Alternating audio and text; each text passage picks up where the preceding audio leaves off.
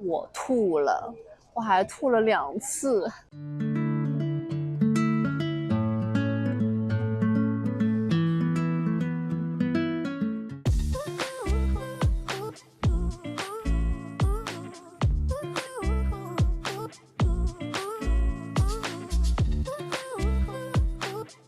什么亮？和 Z 先生蜜月开始了。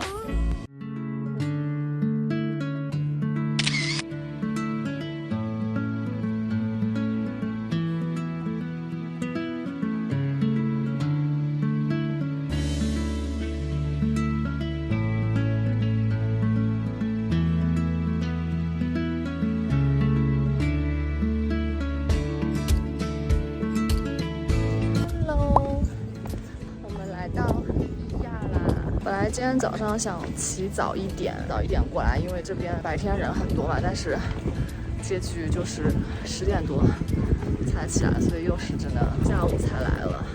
哎，没有办法。今天的天气我觉得还不错，因为它多云，然后太阳的话就没有像昨天那么晒，风吹过来还挺舒服的。要是我们哪天拍婚纱照也是这种天气就好了。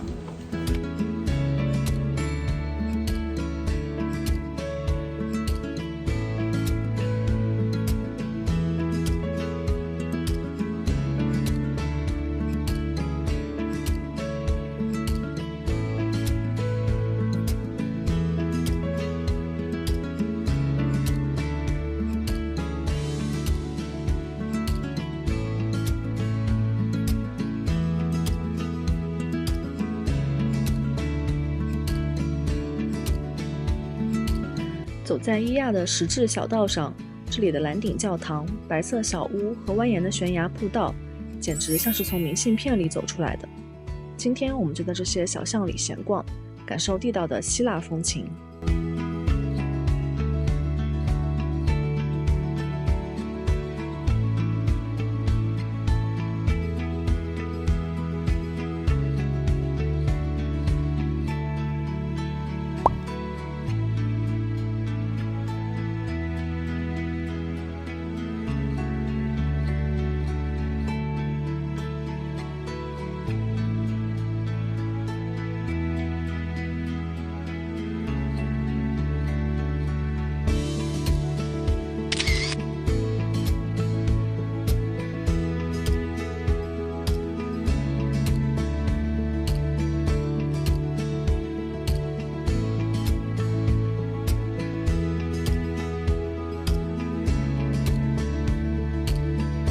舒不舒服？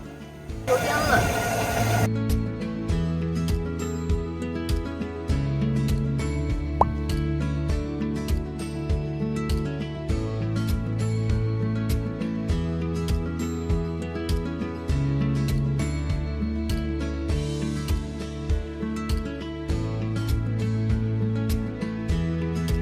给大家看一下我们去港口的这条路。平常呢，会有很多驴子走这条路上山，所以你可以看到路上全都是驴粪，对，然后会有一些味道。看到了吗？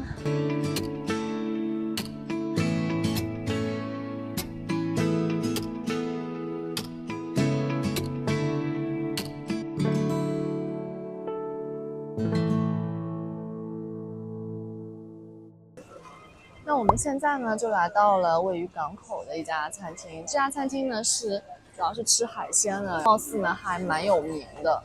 不过我看菜单上面那个价格也是蛮吓人的，龙虾呀，还有什么烤虾什么的，就是要100多欧1公斤啊。反正我们是下不去那个手去点，然后就点了比较一般的菜吧，就是来尝一下这样子。那我们现在呢已经吃完第一道前菜了，我们点的第一道前菜是章鱼干，它应该是把在太阳下面晒干的那个章鱼拿过来，然后加一点橄榄油这样子，味道我觉得还行，就是有一点点咸味，然后再加一点橄榄油的味道，没有太多的调味，就是你吃久了以后那个咬肌会有一点酸这样子。对，现在我们要来吃虾了，这个虾还蛮大的，是烤明虾，但是呢它一盘只有4个，4个好像是28欧吧，你们自己体会一下这个价格。我发现它的肉还是蛮不错的，不会老。然后呢，味道的话就是烧烤味，我觉得还行。OK， 那我们点的主菜呢已经上来了，我点的是烤三文鱼。我觉得怎么说呢，它这个味道就是中规中矩吧，没有什么太惊艳的地方。它配的这个饭就是非常的硬，就有点带生的那种感觉，反正我是不喜欢吃，大概就是欧洲人的这种口味吧。然后呢，Z先生点的那个意式烩饭，反正他说没有昨天的那个好吃，然后我尝了一下，确实是这样，反正就是酒味比较重一些。那综合来说，我觉得这家餐厅就是 CP 值没有很高。你要问我推不推荐的话呢，我觉得我是不做推荐的。如果你不是非要来打卡的话，我觉得你也许可以尝试一下它旁边的一些餐厅，也许会发现惊喜。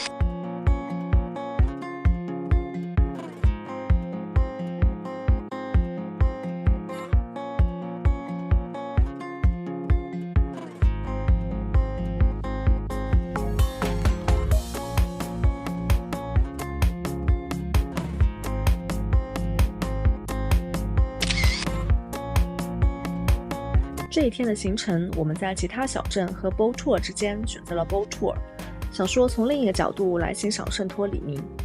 你们呢？如果来圣托里尼，会不会也想体验一次 boat tour 呢？快来评论区或弹幕告诉我吧。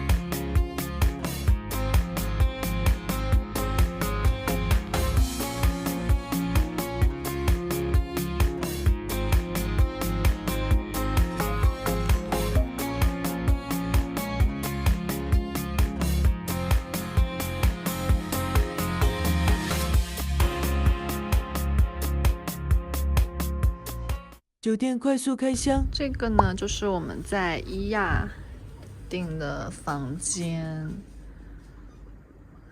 它算是一个洞穴酒店吧，它是在悬崖边上的。这房间呢也不便宜哦。这边是厕所的部分，对，然后这里是卧室。卧室它这边有一个蚊帐，我们现在弄上去了。本来的话它是放下来的，但是这个其实不怎么好用。然后这边过来是一个简易厨房，Z先生在这边做了一顿早饭。这边过来算是一个餐厅吧。然后嘞就是重点的部分了，就是阳台。已经被风吹倒了。这个是我们的小浴池，它这边这个酒店每一个房间外面都有一个这样的浴池。然后现在是晚上，这边可以看到伊亚的一些夜景。然后其实呢，我觉得我们这个酒店就是里面的设施其实算一般般吧，就是中规中矩这样子。我觉得它主要出彩的地方是在它的地理位置，还有这个阳台上的 view 和它的这个小浴缸。然后那个小浴缸呢，我昨天夕阳的时候去泡了一下，还是有一点冷的，因为那边风很大，而且夕阳的时候太阳光也没有那么强烈。然后呢 Z 先生他是好像是昨天早上吧，他说他就去泡了1分钟他就上来，因为太冷了。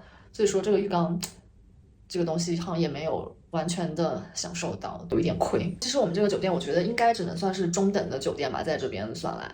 因为你看像一些高级的酒店 check in check out 时候都会有人帮他们抬行李什么的，这个酒店是 Z 先生我们自己抬过来的2个箱子，所以说还是不够高级。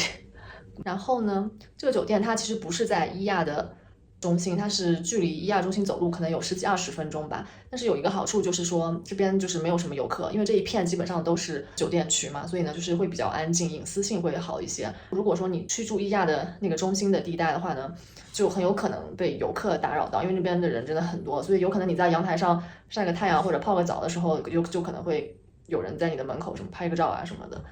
这个是一个就是住在伊亚那边可能不是很好的一个因素吧。那今天的 room tour 就到这里了，拜拜。后记一，关于晕船。我们不是报了一个 boat tour 嘛？那个 tour 呢，在海上大概要4-5个小时这样子。然后嘞，不幸的就是我吐了，我还吐了2次，简直了。就我平常就是坐车不会晕，坐船的话，坐船比较少嘛。之前坐的也有几次是有点不舒服，但是没有到吐。但是呢，昨天就是吐了，就是它出海的那一段，还有回来的那一段的那个海面啊，就是特别的不平静嘛，就颠的有点厉害。所以说我大概从出去可能没有一会儿就觉得有点不舒服了，后来就吐了。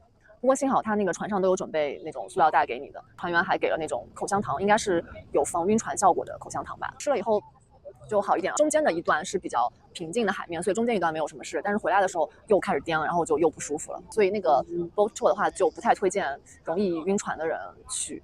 你说好好的一个圣托里尼的最后一天，结果是以晕船收尾，真的是有一点遗憾。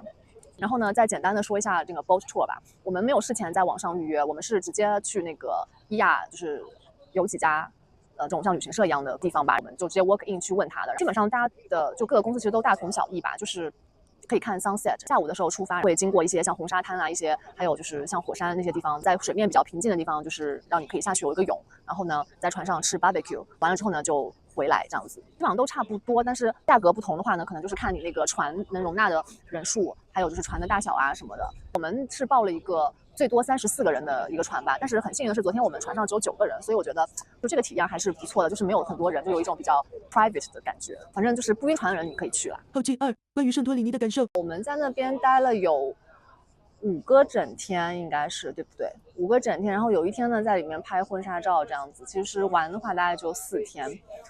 其实应该算是比较充裕了。它里面就是有很多小镇嘛，我们去了4个小镇，分别是费拉什么，好像是费拉 Stephanie， 还有一个是什么伊莫洛林什么什么什么的啊，具体请看字幕。然后还有一个就是伊亚这样子。其实我觉得给我震撼最大的就是第一天嘛，因为第一天去的时候就是看到那个爱琴海超级蓝，还有就是那种白色的房子就在一起，就感觉说哇，这就是我心中的理想的蜜月圣地了，就是那种非常震撼的感觉。但是到后面看多的话，其实基本上每个小镇你看到的风景都是差不多的嘛，到后面就是有一种习以为常的感觉了。当然它还是很美的。然后呢，我觉得人最少，可能玩的最好的是我们第一个去的那个小镇吧，就是那个什么伊莫洛林什么什么的小镇。